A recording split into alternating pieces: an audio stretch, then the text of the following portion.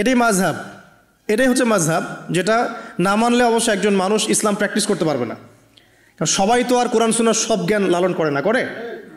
সবাই কি কোরআন সুন্নাহর সমস্ত জ্ঞান লালন করবে? হাতে একটা কোরআন ধরিয়ে দিলেই তো সবাই আমল করতে পারবে না, পারবে? একজন রোল মডেল তো লাগবে, একজন গাইডলাইন তো লাগবে। সেই আদর্শ গাইডলাইন হচ্ছে রাসূলুল্লাহ সাল্লাল্লাহু আলাইহি ওয়াসাল্লাম। তাকে দেখে আমরা শিখেছি কিভাবে কোরআন আমল করতে হয়, কিভাবে হাদিসের উপর আমল করতে হয়। এটা সাহাবীরা দেখে শিখেছেন, সাহাবীদেরকে দেখে তার পরের জেনারেশন শিখেছে, তার পরের জেনারেশন তার পরের জেনারেশন দেখে শিখেছে। এভাবে আস্তে আস্তে সিনাই সিনাই জ্ঞানটা কী হয়েছে, চলে এসেছে। পরে এখন আমরা কিন্তু নবীকে দেখতে পারি না, এখন আমরা দেখি শুধু কোরআন একটা কপিজ এবং হাদিসের কিছু বই।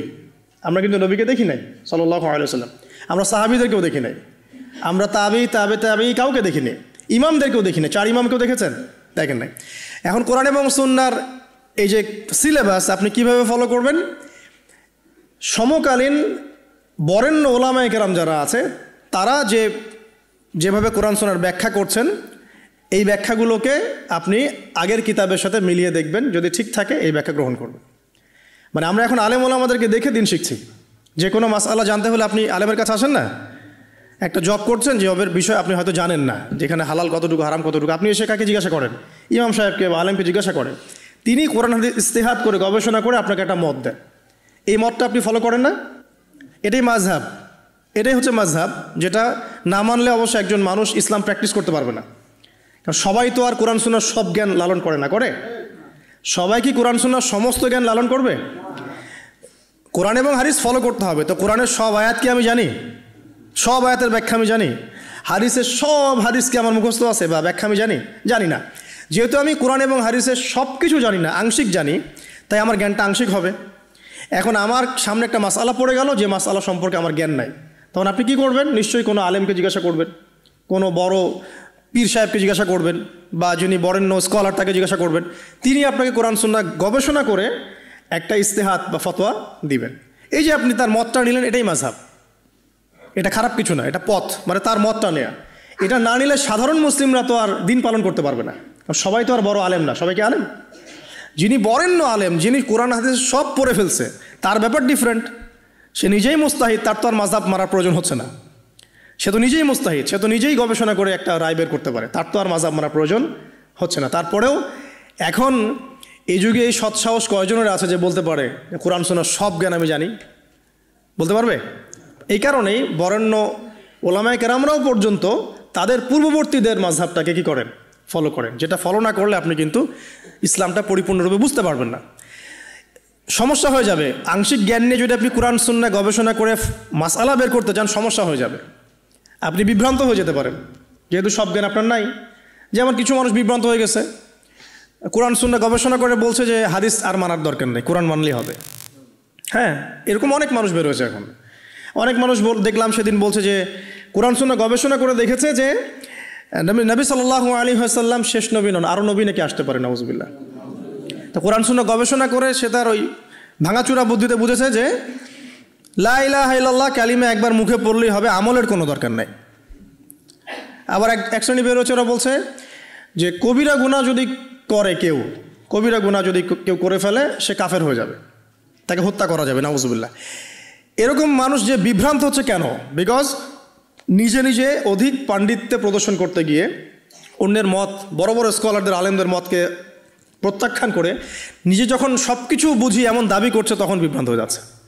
এই কারণেই পূর্ববর্তী রিনাউন্ড ওলামায়ে কেরাম যারা আছেন, ইমাম ফকিহ মুস্তাহিদ যারা আছেন, তাদের রায়গুলো এত ইম্পর্টেন্ট। এই কারণে তারা গবেষণা করে উম্মাকে 100 বছর এগিয়ে দিয়েছেন। তো এখন কি আমি আবার 100 বছর পিছন থেকে শুরু করব? বোঝাচ্ছি দাঁড়ান। মেডিকেল সায়েন্স আছে না, মেডিকেল সায়েন্স, মেডিকেল সায়েন্সের যে বইগুলো পড়ে মানুষ ডক্টর হয়, সেই বইগুলো ওই সেকশনের বিজ্ঞ পণ্ডিতরা লিখেছেন না? এখন কেউ যদি ডক্টর হতে চেয়ে বলে যে আমি এই বইগুলো পড়বো না, আমি আবার নতুন করে বই লিখে পড়ে ডক্টর হবে? যদি করতেও পারে, তাও তো আর সে 100 বছর পিছায় গেল। বুঝাতে পারছি না মনে হয়।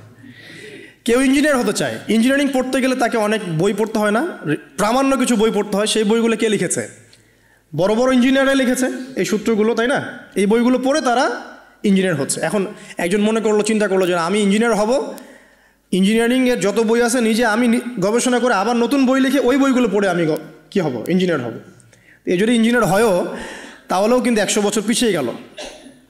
বিজ্ঞানী হবে, যে বিজ্ঞানের অনেক সূত্র আছে না, ফিজিক্সের, কেমিস্ট্রি, বায়োলজির অনেক সূত্র আছে না, এই সূত্রগুলো গবেষণা করে করে মানুষ বড় বড় বিজ্ঞানী হচ্ছে না। এখন কেউ যদি চিন্তা করে না আমি নতুন করে সব তত্ত্বগুলো আবার আবিষ্কার করব, করে প্রামাণ্য বই লিখব, সেই বই পড়ে নিয়ে আমি আবার বিজ্ঞানী হব, কত বড় বোকা, চিন্তা করেছেন? তো এখন বিষয়টা হচ্ছে যারা 100 বছর এগিয়ে দিয়েছেন উম্মাকে, নতুন করে আবার 100 বছর পিছন থেকে শুরু করার কোনো মানে নাই।